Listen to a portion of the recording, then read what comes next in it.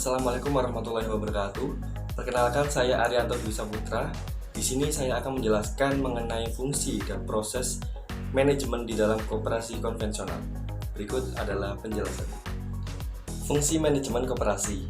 Fungsi utamanya adalah mengupayakan kepemimpinan koperasi bagi anggota dan pengurus terpilih di dalam pengembangan kebijakan dan strategi yang akan memberdayakan koperasi itu sendiri dalam mewujudkan cita-cita atau tujuannya. Proses manajemen di dalam koperasi konvensional. Yang pertama adalah perencanaan atau planning. Proses yang paling penting adalah fungsi perencanaan, yang merupakan fungsi paling utama yang harus dijalankan oleh pihak manajemen koperasi. Pengurus dan manajer di koperasi harus menyusun perencanaan penggunaan sumber daya manusia, modal, sarana fisik, dan informasi yang dimiliki koperasi untuk mencapai tujuan koperasi yang telah disepakati oleh para anggotanya. Perencanaannya menyangkut masa depan, bagaimana dengan kemampuan, masalah, dan potensi yang dimiliki koperasi saat ini diarahkan untuk mencapai target-target koperasi ke arah yang lebih baik daripada sebelumnya. Adapun langkah-langkah proses perencanaan yang dapat dilakukan oleh pengurus dan manajer koperasi diantaranya sebagai berikut. Yang pertama, pengurus bersama manajer menyusun rencana strategi dan taktis baik untuk jangka panjang maupun jangka pendek.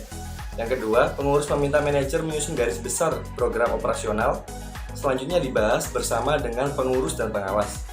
Yang ketiga, manajer juga membuat anggaran untuk mencapai hasil yang dikehendaki tanpa mengabaikan struktur yang ada. Selanjutnya, berdasarkan rencana yang ada, dibuatlah kebijakan sebagai pedoman seluruh pelaksanaan.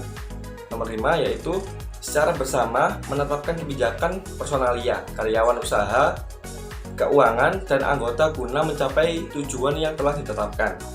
Yang terakhir yaitu pengurus membuat rencana penerimaan dan belanja koperasi atau RAPBK.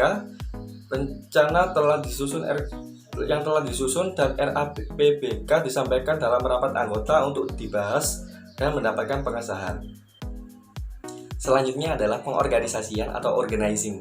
Pengorganisasian merupakan perancangan dan pemeliharaan sistem peran atau proses pengaturan dan pengalokasian kerja, wewenang, dan sumber daya di kalangan anggota organisasi dalam upaya mencapai tujuan organisasi secara efektif dan efisien. Faktor penting dalam pembagian pengorganisasian di koperasi antara lain yang pertama pembagian tugas, yang kedua departementasi, yang ketiga adalah span of control, dan yang terakhir adalah pendelegasian wewenangan. Yang ketiga adalah pelaksanaan atau actuating. Actuating merupakan suatu proses penggerakan atau menjalankan organisasi agar orang-orang yang diberi tugas, wewenang, dan tanggung jawab dapat bekerja menjalankan tugas untuk mencapai tujuan organisasi yang telah ditetapkan.